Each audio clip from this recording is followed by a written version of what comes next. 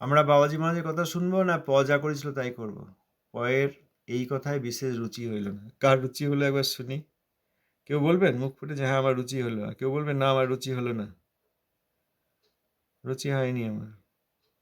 যদি রুচি না হয় থেকে বলে দিন যে হ্যাঁ পয়ের মতো আজও আমার রুচি হলো না, ঠিক আছে, আগামীকাল আবার চেষ্টা করা যাবে, অসুবিধা নেই। যদি আজ রুচি না হয় আবার আগামীকাল চেষ্টা করা হবে, দিনটা নষ্ট হবে ঠিকই, কিন্তু তবুও চেষ্টা করা হবে। যার যা আপত্তি আছে বলতে পারেন। আবার গ্রুপদেরকে এইখানে নিয়েও আসতে পারেন যে এইখানে একজন প্রভুপাদের আর বাবাজি মহারাজের গ্রন্থ পড়ছে, আপনাদেরকে গ্রুপ বলছে আসুন তো একটু দেখুন তো, নিয়ে আসতে পারেন। গ্রুপদের আনতে পারেন, প্রচারকদের যাকে খুশি আনতে পারেন, সমগ্র জগৎকে এখানে নিয়ে আসতে পারেন। এই প্রভুপাদের শিক্ষার কষ্টিপাতরে সব সোজা হয়ে যাবে, পরিষ্কার জানা হয়ে যাবে আমাদের পরিষ্কার করে যে কে গুরুপাদ পদ্ম আর কে গ্রুপ। গুরুভ্রুর লক্ষণ কি? গ্রুপের লক্ষণ, গ্রুপের লক্ষণ হবে বৈষ্ণব অপরাধ, পূর্বগুরুর সঙ্গে ডিসকানেকশন। কোনো এক জায়গায় ওই যে একটা ট্রেনের উদাহরণ হয়, মনে করুন 15 বগির ট্রেন আছে, 11 নম্বর বগি থেকে ছেড়ে গেল, তখন কি হয়? ওই 11, 12, 13, 14, 15 ওরা আর কেউ দিল্লি পৌঁছায় না। তাহলে পূর্ববর্তী গুরুর সঙ্গে ডিসকানেকশন, এটা হচ্ছে গ্রুপ। পূর্ববর্তী গুরুদেবকে অসম্মান। পূর্ববর্তী গুরুদেব মানে শুধু কি একজন আচার্যকে না, সেই আচার্য এবং তার সমসাময়িক তার একই অধস্তন যারা, তাদের কারোর প্রতি অবজ্ঞা, কারণ তারা শিক্ষাগুরু। দীক্ষাগুরু একজন গুরুদেব, মন্ত্রদাতা, শ্রীভক্তনাথ ঠাকুর মহাশয় বলেছেন। আর প্রকৃত বৈষ্ণবগণ সকলেই শিক্ষাগুরু। এবার যারা গুরুদেবের গুরু ভাই বা গুরু বোন, তারা সকলেই শিক্ষাগুরু, তাঁরাও ওই দীক্ষাগুরুর সমান। আমি এনার কাছে দীক্ষা নিচ্ছি, ওনার কাছে তো দীক্ষা নিইনি, তা বলা যাবে না, সব সমান। আমাদের এখানে আমার গুরু মহারাজ তীর্থ গোস্বামী মহারাজ প্রভুপাদের শিষ্য, প্রভুপাদ ছিল ভক্তি সিদ্ধান্ত সরস্বতী গোস্বামী ঠাকুরের শিষ্য আমার গুরু মহারাজ। এইবার ছিল ভক্তিবিলাস তীর্থ গোস্বামী মহারাজ, শ্রীমদ ভক্তি কুমুদ সন্ত গোস্বামী মহারাজ, শ্রীমদ ভক্তি ময়ূর ভাগবত গোস্বামী মহারাজ, ছিল ভক্তি সৌর ভক্তি সার গোস্বামী মহারাজ, ভক্তি প্রমোদ পুরী গোস্বামী মহারাজ আদি যত আচার্যগণ আছেন, ছিল ভক্তি কমল অবধূত গোস্বামী মহারাজ, নিতাই দাস মহারাজ, সকলেই আমার গুরুদেব, গুরুদেবেরই আরেক রূপ। এইটি না করে যখন কেউ ভাবেন আমার গুরু তো ইনি, তার কথা ঠিক আছে, বাকি তাদের আমি সম্মান করি না অসম্মান করি, তিনি আসলে নিজের গুরুরও সম্মান করেন না। অতএব শিক্ষাগুরু দীক্ষাগুরু উভয় সমান সম্মান, সেইখানে যাদের হয়নি তারা গ্রুপ। এ একটা সংজ্ঞা। পূর্ববর্তী গুরুদেবকে অসম্মান করা, গুরুদেবের গুরু ভ্রাতা গুরু ভগিনী তাদের অসম্মান, গুরুদেবের শিক্ষা অনুসারে না চলা, এইভাবে যখন ওই 11 নম্বর কামরাটি বিচ্ছিন্ন হয়ে গেল, সেইখান থেকে গ্রুপের পরম্পরা শুরু হলো। আচ্ছা, এইটা হচ্ছে স্বরূপ লক্ষণ, যে তিনি হৃদয়ে পূর্ববর্তী আচার্যদের সম্মান করেন না। এইটা হৃদয় থেকে, এটা বুঝবো কি করে সম্মান করেন না করেন? সামনে দেখা যাচ্ছে আরতি করছে, সামনে গিয়ে দেখা যাচ্ছে আরতি করছে, আরতি করছে, প্রণাম করছে, তাহলে জানবো কি করে যে তিনি সত্যি সম্মান করেন কি সম্মান করেন না? তার জন্য তটস্থ লক্ষণ দেখতে হবে, কারণ যতক্ষণ আমাদের এই দিব্যদৃষ্টি না হয় ততক্ষণ স্বরূপ লক্ষণ দিয়ে সব বোঝা যাবে না। স্বরূপ লক্ষণ তো স্বরূপের বিষয়, অন্তরের বিষয়, বোঝা যাবে না। ওই জন্য তটস্থ লক্ষণ দিয়ে বিচার করতে হবে যে তিনি কি আমাদের পূর্ব আচার্যবর্গের যেসব শিক্ষা সেইগুলি অনুসরণ করেন কি করেন না। তার মধ্যে দেখা যাবে পা ধুইয়ে নিচ্ছে, নিজের পূজা নিচ্ছে, নিজেই বসে আরতি নিচ্ছে, এইগুলো দেখলে বোঝা যাবে এই গ্রুপ। যেখানে বসে আছে আর কেউ শিষ্য বা শিষ্যা পা ধুয়ে দিচ্ছে, হ্যাঁ, বা ঘি মাখিয়ে দিচ্ছে, ও তখনই বুঝতে হয় এই তো গ্রুপ। কেন? ওই যে শিষ্য পা ধুয়ে দিচ্ছে, তিনি নিচ্ছেন না, তিনি পরম গুরুদেবের সেবা করবেন, সেইখানে শিষ্যকে কাজে লাগবেন। শিষ্যকে গুরু নিজের সেবায় লাগান না, শিষ্যকে গুরু পরম গুরুদেব এবং পূর্ব আচার্যদের সেবায় লাগান। সুতরাং পরম গুরুদেবের আরতি করছেন, শিষ্য এনে পঞ্চপ্রদীপ দিল, হ্যাঁ ঠিক আছে, আর গুরু নিজে পঞ্চপ্রদীপ খেয়ে নিল, দেখে নিল, সেইটা হচ্ছে গ্রুপ। যেখানে নিজে সেবা নিচ্ছেন সেইখানে গ্রুপ জানতে হবে। সর্বলক্ষণ আর তটস্থ লক্ষণ, পূর্ববর্তী আচার্য পূর্ববর্তী বৈষ্ণবগণের শিক্ষা তিনি পালন করেন কিনা, হৃদয়ে সম্মান করেন কিনা, এটা স্বরূপ লক্ষণ। আর তটস্থ লক্ষণ এই বাইরের আচরণগুলো। বলুন। प्रश्न है, जैसे कोई महावैष्णव उसका शिष्य है ना, उनका शिष्य है, मतलब वो शिष्य वैष्णव अपराधी नहीं है, लेकिन गुरु का अगर आज्ञा नहीं मान रहे तो वो क्या होगा? मनोधर्मी क्या हो, उसको क्या बोलेंगे? গুরু অবজ্ঞাকারী। গুরুদেবের আজ্ঞা না মানলে গুরুর অবজ্ঞা হচ্ছে, গুরু অবজ্ঞা। গুরু অবজ্ঞা তৃতীয় নাম অপরাধ। বৈষ্ণব অপরাধ করেন না, গুরু তো বৈষ্ণবগণের প্রধান। বৈষ্ণবজ আর হেডেড বাই দ্য গুরু। এখন বৈষ্ণব অপরাধ করেন না এটা হতে পারে না যিনি গুরুর আজ্ঞা না মানেন, তার মধ্যে বৈষ্ণব অপরাধও থাকবে। একটা তরকারি রেখে দিয়েছেন, 4 দিন বাসি হয়ে গেছে, তখন দেখা যাচ্ছে গন্ধ উঠছে, ও শুধু গন্ধ উঠছে না, মুখে দিলে তেতো লাগছে, টক লাগছে, হ্যাঁ, তারপর সেখানে ব্যাকটেরিয়া হয়ে গেছে, ওই সবই হবে, হয়েছে। যেখানে এইরকম গুরু গ্রুপ পাওয়া যাবে বা বৈষ্ণব গ্রুপ পাওয়া যাবে, সেখানে দেখা যাবে ও একটা দোষ নেই যে বৈষ্ণব ব্রত করেন না কিন্তু গুরুর আজ্ঞা মানেন না। ওই বাসি তরকারি 5 দিনের পুরনো তরকারির মতো, সেখানে গন্ধ উঠবে, সেখানে টক লাগবে, সেখানে ব্যাকটেরিয়া থাকবে, সেখানে বিষ থাকবে, সেটা খেলে হজম হবে না, এই সবগুলোই একসঙ্গে থাকবে, হাত ধরাধরি করে সব একসঙ্গে হয়। এরকম যে 5 দিনের তরকারি পুরনো হয়ে গেছে, খুব বাজে গন্ধ উঠছে, কিন্তু খেতে খুব স্বাদ হয়, বলুন, খেতে এখন কোনো অসুবিধা লাগছে না।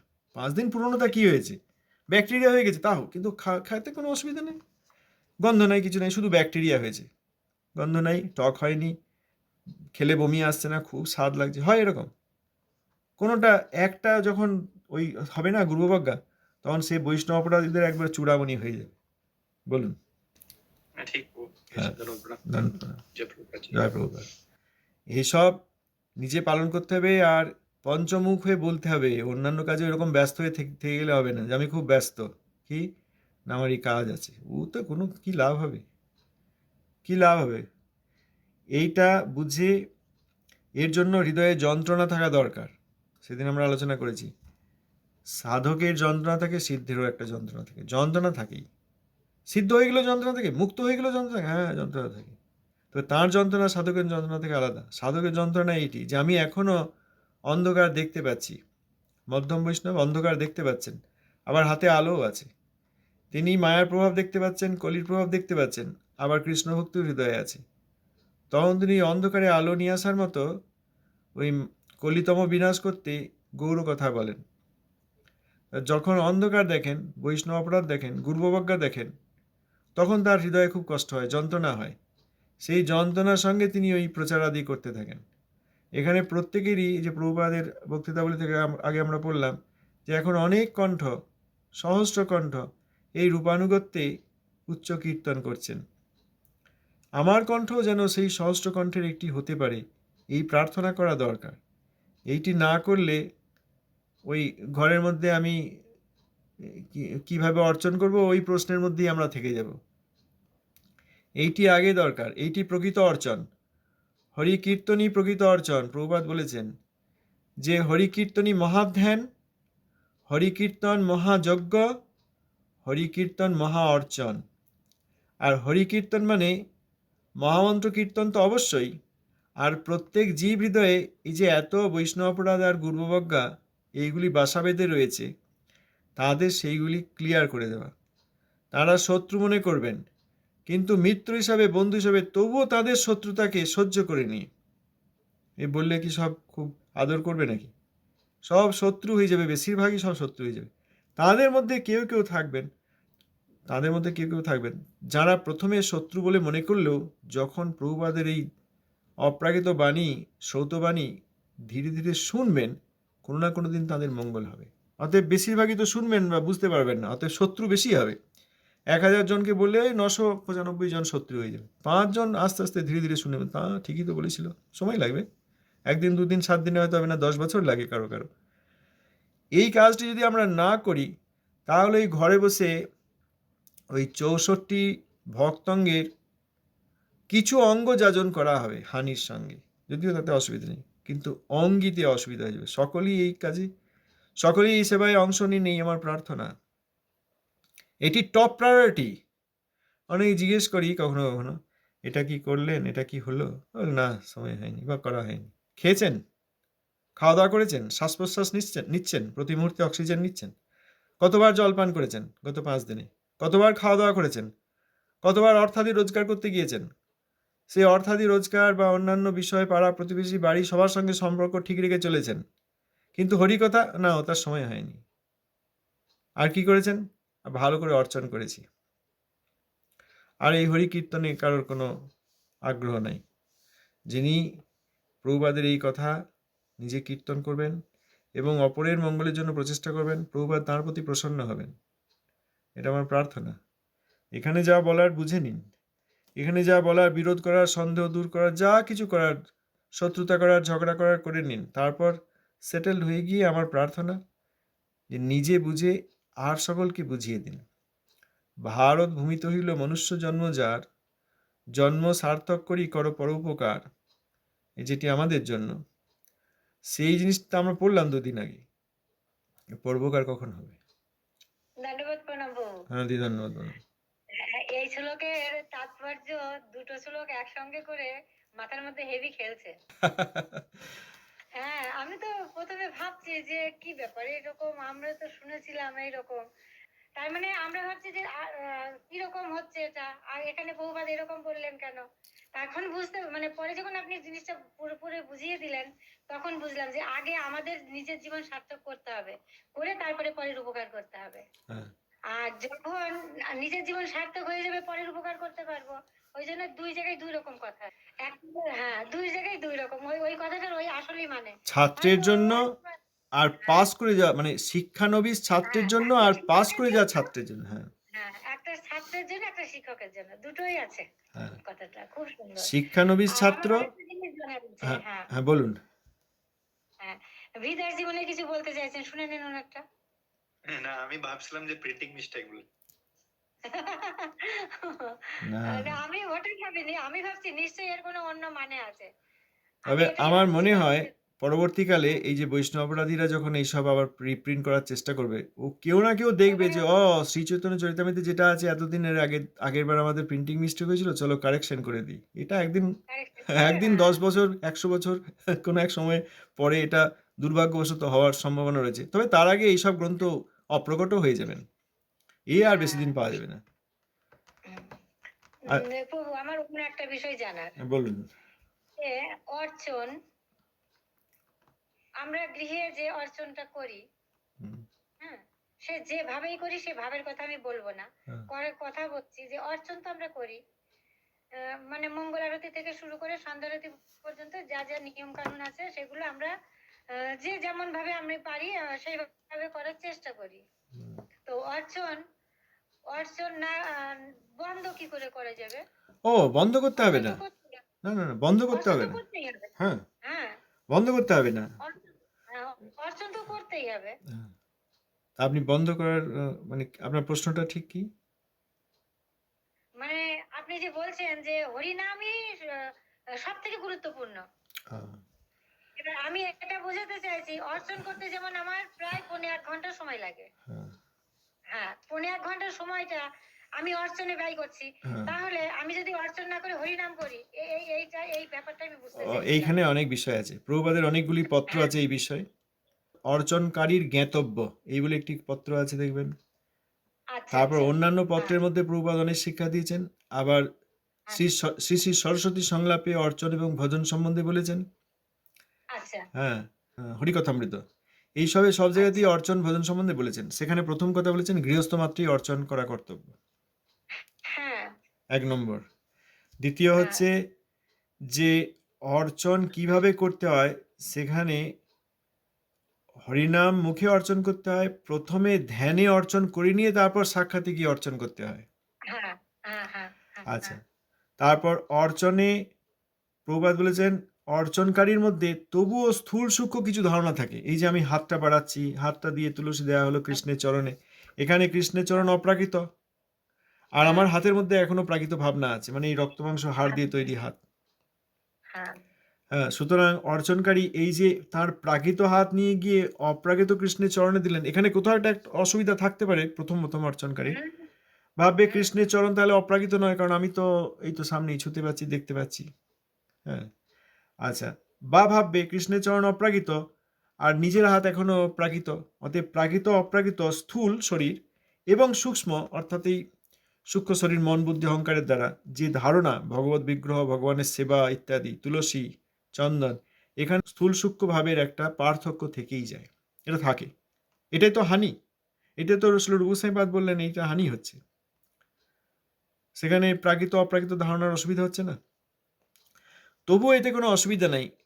গৃহস্থ বা অর্চনকারী তাদের যেটি অধিকার সেটি তারা করবেন, বিশেষ করে কনিষ্ঠ অধিকারী তারা অর্চন অবশ্যই করবেন। তারপর এক সময় হবে কি, ধরুন গৃহে মন্দির আছে, সেখানে তো একজনের বেশি ভক্ত থাকতে পারেন, তখন আরেকজন ভক্ত বিশেষ করে অর্চনটি করেন। আর যার এই অধিকার হয়েছে এই কীর্তনের দ্বারা হরিনাম গ্রহণ করতে করতে তিনি সব জায়গায় যেতে পারেন। তিনি আর এই সেব্য বুদ্ধিতে অর্চন করেন না। একটা হয় সেব্য বুদ্ধিতে অর্চন, ভগবান এনার চরণে তুলসী দিচ্ছি। আর যখন ভজনের উন্নতি হতে থাকবে তখন দেখা যাবে ও কৃষ্ণচন্দ্র এই কুঞ্জে, তার চরণে তুলসী আর চন্দন দেওয়া হচ্ছে যাতে তার এই পায়ের মধ্যে আঘাত না লাগে। হ্যাঁ, পায়ের মধ্যে এই যে পাথর আছে, তৃণ আছে, তৃণাঙ্কুর আছে, শস্যের অঙ্কুর আছে, যেমন ধান ঝাড়াই হয়ে গেছে নিয়ে গেছে, ওই রাস্তায় বা আলদি যেতে গেলে দেখবেন যে ধানের ওই যেগুলো পায়ে ফুটতে পারে। আমাদের তো পা প্রাকৃত, আমাদের তো অন্যরকম। কৃষ্ণের চরণ অপ্রাকৃত আর খুব নরম। ব্রজদেবীরা তাঁর চরণে এই চন্দন, তুলসী ইত্যাদি দিচ্ছেন যাতে এই তৃণাঙ্কুরে, শস্যাঙ্কুরে তার কষ্ট না হয়। তা সেইখানে তো তুলসী চন্দন দেওয়া হচ্ছে কৃষ্ণের চরণে, কিন্তু সেইটি এই বিধিমার্গে বৈধ ভক্তের এই অর্চনে কৃষ্ণের চরণে তুলসী দেওয়ার মতো নয়। তো সেরকম অবস্থা একদিন আসবে। হ্যাঁ, কুঞ্জে তখন ব্রজদেবীদের সঙ্গে মাঝখানে কৃষ্ণ, তারা বিভিন্নভাবে সেবা আদি করছেন। তারপর চরণে যেমন তুলসী দেওয়া হলো তেমনি তাকে সাজিয়েও দেওয়া হচ্ছে। সেইগুলো তখন এই অপ্রাকৃত স্বরূপে নিত্য নন্দগ্রামে এই সেবা করা হবে। তখন আর এই বৈধ মার্গের যে অর্চন ভজনের অঙ্গ সেইটি থাকবে না। তখন ওই কীর্তন মুখে, ওই যে কীর্তনই হরিনামই রূপ গুণ লীলারূপে আত্মপ্রকাশ করবে, তখন ওই কীর্তনের দ্বারা অর্চন হবে। সেই অর্চনটি আর বৈধ মার্গের অর্চন নয়। বলতে পারলাম? খুব সংক্ষেপে, অনেক বিষয় আছে এখানে, প্রভুপাদের অনেক কথা। না ঠিক আছে, আমি এবার বুঝে অন্য গেছি। জায়গায় ঠিক প্রভুপাদ আছে। বলেছেন যদি এইভাবে করতে হয় করবেন, না হলে সর্বদা হরি কীর্তন করবেন। এবার প্রভুপাদের উপদেশ আছে। তো যাদের যেরকম অধিকার তাদের না সেই রকম একটা আগ্রহ আর সেইখানে আকর্ষণ থাকবে। অনেকে দেখি এত বলার পরেও তারা কিন্তু তাদের যে অধিকার সেইটি বলেন। আচ্ছা, এর সঙ্গে কি চন্দন মিশিয়ে দেবো, এর সঙ্গে কি তুলসী কাঠ মিশিয়ে দেবো, এর সঙ্গে কি অগুরু মিশিয়ে দেবো, এইভাবে করার সময় কি এই কি করব? হ্যাঁ, কারণ তাদের ভালো, এইটি তাদের অধিকার। এবার ভালো করছেন তারা, খুব ভালো ভালো প্রশ্ন, এবং ভাবছেন ভগবানের অর্চনা আরও কীভাবে ভালো করা যায়। এটি খুবই সাধুবাদযোগ্য, খুবই প্রশংসার যোগ্য। এইবার তাঁরাই যখন এই হরিকীর্তন করতে করতে নামেই রূপগুণ লীলা প্রকাশ পেয়ে যাবে, ধাম প্রকাশ পেয়ে যাবে, তখন তাঁরাই এই অর্চনই করছেন মনে হচ্ছে বাইরে, কিন্তু তাঁরা ওই ভাবের দ্বারা সেবা করছেন। আমাদের প্রভুপাদের শিষ্য ছিলেন শ্রীল নিতাই দাস বাবাজি মহারাজ। তার আগে শ্রীমৎ ভক্তি বিচার যাযাবর গোস্বামী মহারাজও শুনেছি গুরু গৌরাঙ্গ গান্ধর্বিকার যে অর্চন করতেন, আর সাক্ষাতে নিতাই দাস বাবাজি মহারাজকে অর্চন করতে দেখেছি। তিনি কি আর আমাদের এই বৈধ ভক্তের মতো স্থূল সূক্ষ্ম ভেদ আছে এই বিচারে অর্চন করতেন? না, তাঁর ভাব, তাঁর অর্চন করছেন মনে হলেও, তিনি অর্চন করছেন মনে হলেও বা দেখলেও আসলে তিনি ভাবের দ্বারা সেবা করেন, ভাব সেবা করেন। তিনি ওই ভাবনায় কুঞ্জে গিয়ে ব্রজদেবীদের অধীনে তিনি নিজেও একজন ব্রজদেবী রূপে স্বস্বরূপে অবস্থিত হয়ে সপার্ষদ রাধাকৃষ্ণের সেবা করেন। কৃষ্ণ, রাধারানী, কৃষ্ণচন্দ্র, ললিতা দেবী, বিশাখা দেবী আদি, তারপর মঞ্জুরিগণ, রূপমঞ্জুরি, সব মঞ্জুরিগণ, নয়নমণি মঞ্জুরি, তারপর গুরুদেব যে মঞ্জুরি, এই সব সেবা করা হয় ভাবে। তখন তিনি ওই মন্দিরে গিয়ে অর্চন করতেও পারেন, করলেও এইরকম করেন, আবার নাও করতে পারেন, কারণ হরিনাম করতে করতেও তিনি এইটিই করেন। তখন এই বৈধ পথের অর্চন আর স্বরূপাবস্থিত বৈষ্ণব যিনি শুদ্ধ নাম করেন তার সেবার মধ্যে, ভাব সেবার মধ্যে আকাশ পাতাল পার্থক্য আছে। সংক্ষেপে হ্যাঁ, সংক্ষেপে ঠিক আছে। হ্যাঁ, এইটি আসবে কখন? যদি আমরা এইখানে প্রভুপাদের শিক্ষা আদি নিজে আচরণ করে নিজে প্রভুপাদের শিক্ষাকে ভালোবেসে আর সকলের জন্য সাহায্য করি, তখন দেখা যাবে এইটি হচ্ছে বিশেষ মন্ত্র। অন্যান্য মন্ত্রাদি আমাদের মুক্তি এসব দেন, গায়ত্রাদি মন্ত্র মুক্তি পর্যন্ত দেন, তারপর বৈকুণ্ঠের তীরে পৌঁছে গেলে তখন মহামন্ত্রই। আর প্রভুপাদের শিক্ষা দিই তাঁকে ভালোবেসে তার প্রতি প্রীতিতে যদি প্রভুপাদের শিক্ষা দিই আলোচনা করায়, হরিকথা শ্রবণ কীর্তন করায়, তখন দেখা যাবে আমি তো চেষ্টাই করিনি, আমি তো এই ধরনের কোনো গ্রন্থই পড়িনি। হ্যাঁ, এই যে বিশেষ বিশেষ সব যেগুলি গাঢ় প্রেমের গ্রন্থ সেসব কিছু পড়িনি, তখন দেখা যাবে সেই সাধক পড়েননি, কিন্তু ওই হরিকীর্তনের মাধ্যমে এই যে পূর্ব আচার্যগণ তাদের প্রতি তাঁর যে প্রীতি, যে সম্বন্ধ, একটা সম্পর্ক তৈরি হয়ে গিয়েছে। কোনো একটা বাচ্চা ছেলে হঠাৎ যদি বাবা মার সম্বন্ধে কেউ অসম্মান কিছু বলে, সঙ্গে সঙ্গে সে সেখানে চিৎকার করে ওঠে। কেন না, বাবা মাকে ভালোবাসে, বাবা মার সঙ্গে তার সম্বন্ধ রয়েছে, সে বাবা মা ছাড়া কিছু যায় না।